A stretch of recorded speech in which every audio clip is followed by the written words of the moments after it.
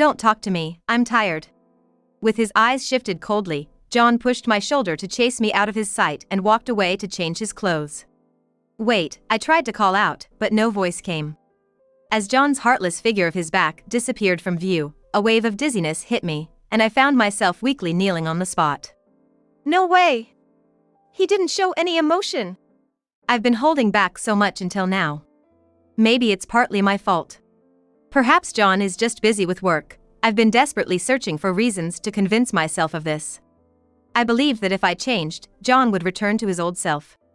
For that, I've done everything I could. But still, John didn't change. That's why I resorted to the last option.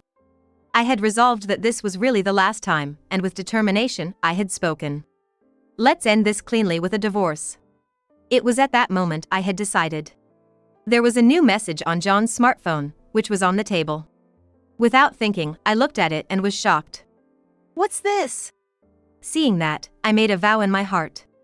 There's nothing else to do but brace myself. I'll show that man what I'm made of. My name is Emily Simpson, 26 years old. Just the other day, I left home after getting married to John, whom I had dated for about 3 years. It might sound a bit self-serving to say, but I've been the apple of my family and quite adored. Because of that, the day I left home, the whole family cried. Be happy, Emily. John, I'm counting on you to assure Emily a joyful life of marriage. Of course. John answered with a confident smile, even under the pressure of my father's words. I'm really counting on you. There are 2 reasons why my father pressed the point so much. The first is because John is divorced. Moreover, he ended his first marriage in just 6 months. The reason for the divorce was said to be irreconcilable differences, but the brevity of the marriage is still concerning. While my father consented to the marriage, he had always been worried about that. As a man myself, I completely understand how you feel. That's why I want to settle things in my own way today. John declared with a raised voice, then pulled out something he had brought with him. It was a blank divorce form. This may seem like an unconventional act, but John said it with a serious face. If I ever fail to make you happy, please submit this. As my father stood there confused, John continued. I'm sorry for worrying Emily's parents since I have a history of divorce. Consider this a sort of insurance. It's something I hope to never use. It's my own way of showing my commitment to making Emily absolutely happy. Please, take it. My father, though bewildered, seemed to understand John's sincere intentions. He nodded silently and accepted it. This is the second reason my father's been worried. John, he's quite the character, always playing the clown. I get it. I believe you. My father nodded with a complex look on his face. That's how our married life started. I wouldn't say it was the marriage I dreamed of, but I was looking forward to it. Yet, what awaited me was an unexpected kind of hell. After we got married, as always, I would wake up earlier than John every day, get things ready, and send him off with a smile. Have a great day. See you later. Before we were married, John would respond with a hug and a kiss, waving and saying, I'm off. I'll do my best, love you, Emily. But after we got married, John changed. Yeah. That was all he would say before leaving the house. His indifference was so shocking that at first, I wondered if he was feeling unwell. Even when he came home, John was strange. Welcome home. Want to have dinner? Or take a bath? I'd greet him with these usual lines. To which John would lazily reply with just one word, bath. Are you okay? Feeling sick? I asked worriedly, but John just glanced at me coldly and said, not really. Looking back, maybe I should have been grateful he even responded at all. It's been a week since we got married, and now I get no response from John at all. When he's in a good mood, I can at least get a word or a gesture from John, but the problem is when he's in a bad mood. When he's grumpy, he ignores me completely. Hey, don't ignore me. It has always been like this since we got married. Did I do something? No response from John. Answer me. When I get so down that I'm about to cry, John sees it and lets out a big sigh. You think crying will solve everything? Must be nice being a woman, that simple. I want to deny it, but I can't stop the tears. All I could do was bow my head in silence, hiding my tears. My father runs his own company. I'm what you'd call a CEO's daughter. Before I got married, I worked as an office clerk at my father's company. That's where I met John. I processed a lot of the sales invoices that salesman John submitted. We got to know each other through that, and he asked me out. He seemed really surprised when he found out I was the CEO's daughter, but I was happy about it. It meant he saw me for me, not just as the CEO's kid. Back then, John listened to my stories intently and always responded with a smile. It seems such him hasn't existed anymore. I wish I hadn't gotten married if it was going to be like this. I wonder if something's going on with him. Did I do something wrong? I racked my brain but couldn't come up with anything. The only thing that could have triggered such a change in John was getting married. Some people do change after marriage, getting too comfortable or lax. I believe it happens to some degree. But with John, it's more than just some degree. If I had known he was like this before we got married, I never would have married him. I pulled out a piece of paper from a file I kept in the drawer of my desk. It was the blank divorce paper that John had given me that day. I wondered if submitting this to the courthouse would bring back the John the first knew before. Days went by as I repeatedly looked at the divorce paper and then put it back. One day, when I came back from shopping, John was standing there with a menacing look, waiting for me. It was broad daylight on a weekday. Why was he home? As I tried to smile and said welcome back, John slammed his hand on the table. Startled by the noise, I stumbled and fell. John stepped closer, looking down at me with cold eyes, and held up a piece of paper. "You know what this is?" he asked. In my fear, I just nodded. What John was holding was the divorce paper. It was always supposed to be in my drawer. How? Then it hit me. I might have forgotten to put it back after looking at them before I went shopping as I usually do. "Do you want to divorce me?" I couldn't say it wasn't true. Life with John lately has been mentally exhausting. If this is how it's going to be, I'm considering divorce. Come on. John, you've been so weird since we got married. You ignore everything I say now. This isn't happiness. John muttered, "Is it my fault?" as he stared at the divorce paper. "I'm fine with it if you want a divorce." What? But just remember, it's your fault, okay? You're the problem for not supporting your husband as a wife should. John waved the divorce paper teasingly. But, wait. You promised Dad. I started to remind him that he vowed to make me happy, but John just sneered as if he guessed what I was about to say. I promised to make you happy, is that what you're saying? Just like a little princess, living in a fantasy land. That's cruel. You and your dad are so naive. We're just from different worlds. Maybe you should experience being broke for once, for your own good. I didn't understand what John meant, but from that day, he stopped covering living expenses completely. To add insult to injury, he even took away the credit card that one's family could use. Originally, I had shortened my working hours because John wanted me to. "I want to be greeted with a smile when I come home," he had said, so I decided to work a shorter time to fulfill his wish. Right now, as my job is part-time, I have a small income. It seems the rent and the utility bills have been paid, but the biggest problem is the food expenses. Please, we're out of food. I need money to live.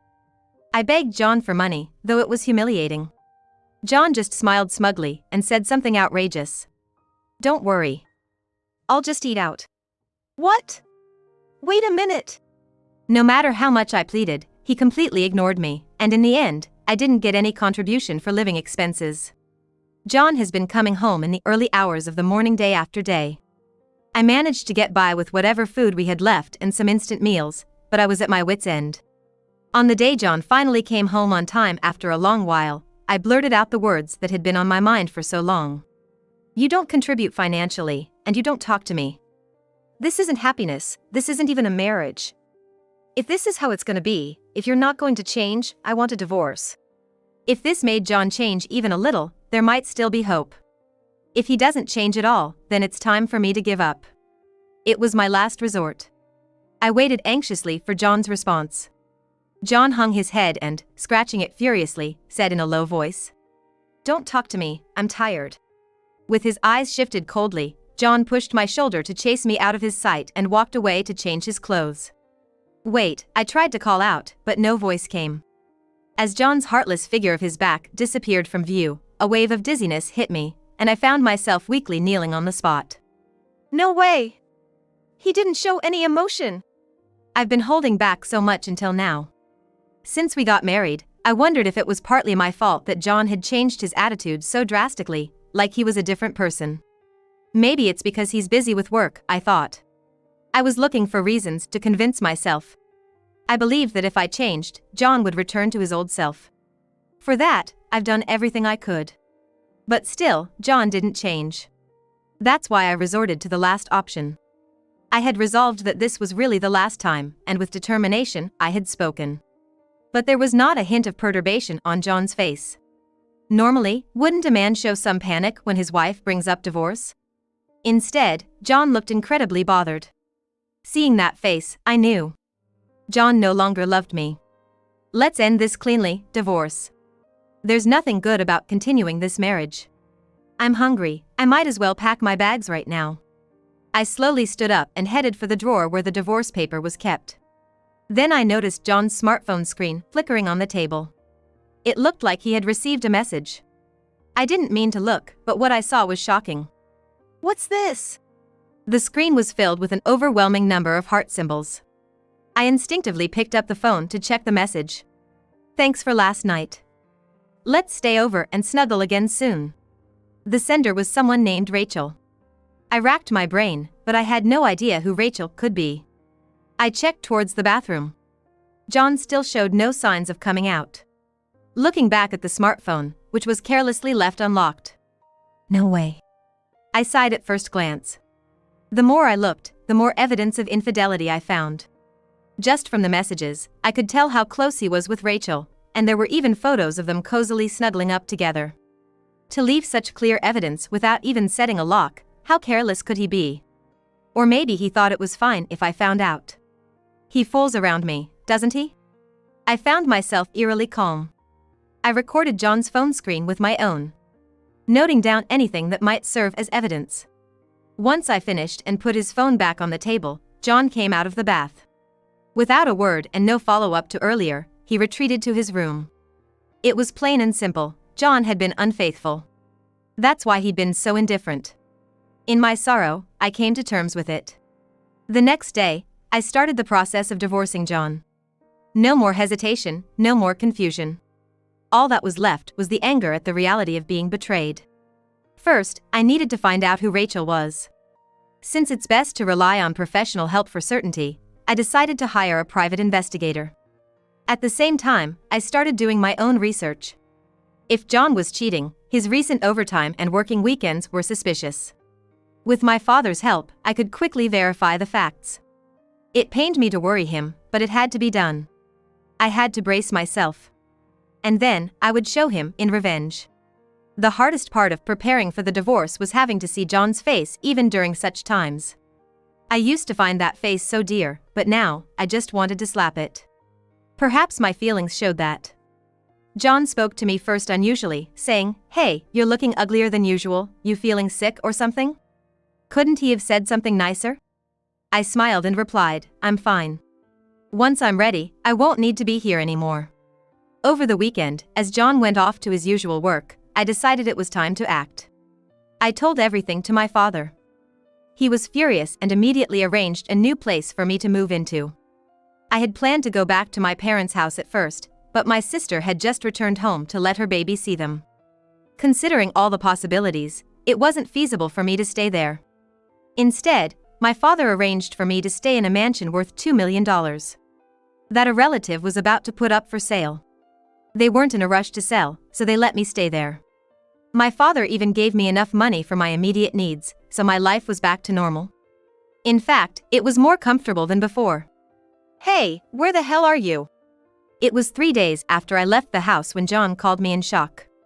When I responded with a nonchalant guess where, John's voice was high-pitched and frantic. "And the divorce paper is missing. You didn't, did you?" I was surprised too. He had actually noticed the divorce paper was gone. Had he panicked and searched for it after realizing I was gone? Anyway, this was the first time I saw John so flustered. Even over the phone, I could vividly imagine him panicking, and I couldn't help but laugh a little. "What do you mean what?"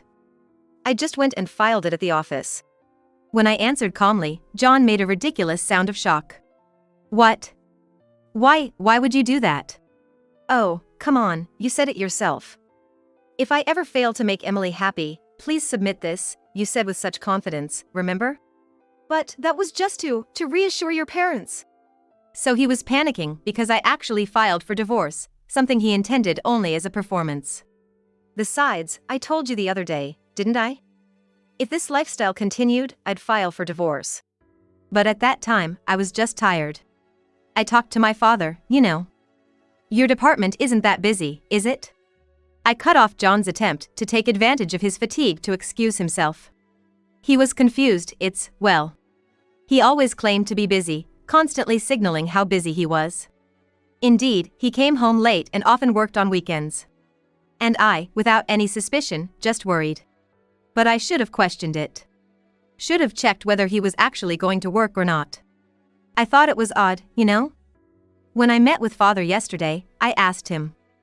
He was puzzled too. He said it's strange, there might be the occasional overtime, but working weekends? Hardly ever. No, that's... Hey, you weren't working, were you? What kept you so busy every week? Where were you going? No response from John. I knew it. He couldn't answer. He must be desperately searching for an excuse in his head right now. John is smart and smooth-talking. But this time, whatever he says is pointless. Because I already know everything. Rachel, right? She's quite the cutie, isn't she? I could hear John gasp over the phone. Why? Private investigators are quite skilled, aren't they? They secured photos and videos as evidence right away. I glanced at the photos and the report in my hand as I read them aloud. Rachel Smith, a 22-year-old working as an office clerk in accounting. Oh, she's more than a decade younger than you, isn't she? I'm also 8 years apart from you, John. Looks like you have a thing for younger women. Her place is a second-floor apartment near the station, right? So this is where you've been going every week. Emily, wait, Miss Smith is... Don't be so formal, you call her Ray Ray, don't you? That's such a cute nickname, Ray Ray. John was actually quite the baby. He used to cling to me a lot before we got married. Back then, I found it sweet that John, who is 8 years older than me, was so affectionate, but now just the thought of it makes me recoil. Oh, yes. The conversations with Ray Ray are well documented as evidence too. Wait for me to leave my wife, really?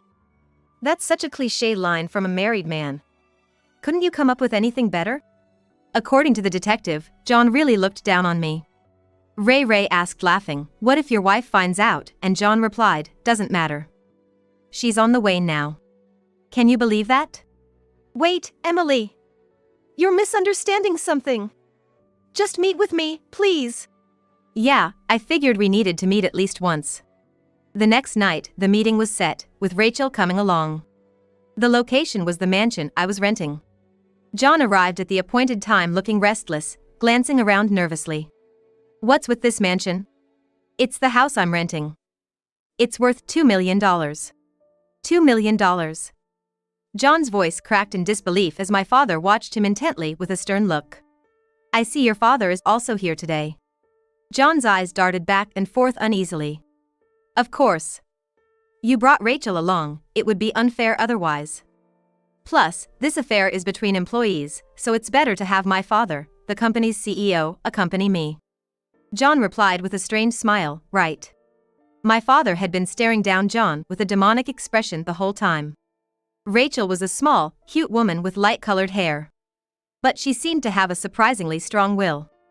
As soon as the discussion started, she glared at me and said, "I'm a victim too. I had no idea John was married. And now, to be called out to a place like this so suddenly, it's displeasing." Rachel stated this with a snort. An intense character indeed. I was taken aback, but even more so, John had gone pale. What? What are you talking about? You're the one who pressed me to leave my wife quickly. That was just a joke. Rachel turned away with a huff, and John's face was flushed with anger. Why do I even bother with a woman like her? He muttered under his breath. Hearing this, Rachel snapped back, and they started arguing right in front of me. The nerve of you! As if I would ever seriously fall for an old man like you. What? You think this is my fault? You're the one who said our company was going down. Then it was on the decline. That's why I broke it off with Emily. What? Apparently, right after our marriage, Rachel had whispered these things to John. The company is on the brink of bankruptcy. If it continues like this, even you, as her husband, will lose out. At first, John didn't pay much attention, but Rachel had a way with words, and he started to take her seriously. Moreover, seeing how I was overly considerate and nice to him, he was convinced that our company was indeed failing. I thought you were buttering me up just to saddle me with debts. What? I was just trying to be nice because I thought you were tired. And everyone's been too kind. I thought something was up. That was probably because I'm the CEO's daughter, and they were just being respectful. Anyways, the idea that my father's company was in trouble was a complete misunderstanding. Father was there and affirmed it himself. Thanks to everyone, we're actually doing great. There's no way we're going bankrupt anytime soon. Upon hearing my father's words, John collapsed to his knees, looking defeated. I had a bad feeling about this. So, what was all this for? In the end, John had just fallen for Rachel's schemes. Rachel was just curious about what kind of man John, who had married the CEO's daughter, was, and that's why she approached him. At first, he paid no attention to her. So she lied to grab his attention, saying, "This company is finished. You, married to the boss's daughter, you're in danger too." Fearing a joint downfall with us, the company's executives, John probably started ignoring me, thinking of an amicable divorce. I was just duped, can't you see, Emily? Okay? With a twisted face, John tried to get closer to me. Maybe you were just duped, sure. That's right. So let's not talk about a divorce. But you know, this has made it crystal clear to me. John looked up at me, puzzled. It means that this man would be the first to run away if we were ever in the same dire straits. Even now, he'd cheated without any discussion with me. And instead of asking for a divorce outright, he'd been cowardly enough to manipulate me into saying it first. We took vows, for better, for worse, remember? You'd abandon me in a heartbeat if I got sick. That's not true. I wouldn't do that, Emily. Please, listen to me. There's nothing more to say. I just wanted to know why you were ignoring me. Never thought it'd turn out that I did nothing wrong. We'll talk through the lawyer from here on out. Lawyer? John's face went pale. You think you can cheat so brazenly and not be blamed? I'll be sure to pay you back, John and Rachel. Wait, please! I might even lose my place at the company. As John's voice trembled, Rachel also let out a cry of despair. No, no! That's not fair. It was just a joke, after all. It's his fault for falling for it. They scorned each other, each insisting they weren't in the wrong. Such an ugly sight, it made one sick to watch. Was I really putting up with all this pain for a whole month for these people? It's pitiful, even to myself. I smiled at the arguing pair and said, I get it now. You two are perfect for each other. You're so alike. I'm glad I stepped back. Well, since we won't be seeing each other anymore, goodbye. Wait, wait! Emily! Emily! My father gently put his arm around me, shielding me. We then left the scene. From behind, John kept calling my name, but I completely ignored him without looking back. Later on, I divorced John and got a supposal support from John. It seems John had a decent amount of savings, so he paid me quite an amount. Rachel's parents were mad when they knew what had happened and severely chewed her out. As for the company, while my father was raging about firing them, I was wondering what to do, but it turns out the two of them couldn't stand the stares and offered their resignation. I was relieved, but my father was the happiest of all. John was crying until the end, persistently clinging to me. If that were true, he shouldn't have done what he did. What John probably missed was the title of being the CEO's son-in-law. The thought of never seeing his face again is refreshing. My family welcomed me warmly when I returned home as a divorcee. I also went back to my job as an office worker. I thought my colleagues would handle me with kid gloves, but surprisingly everyone welcomed me back without fuss. People were saying behind your back, why would someone like you choose a guy like that? When someone slapped my back and said that, I couldn't help but burst into laughter. If I ever decide to marry again, at least I'll avoid someone who acts as a good person just outside.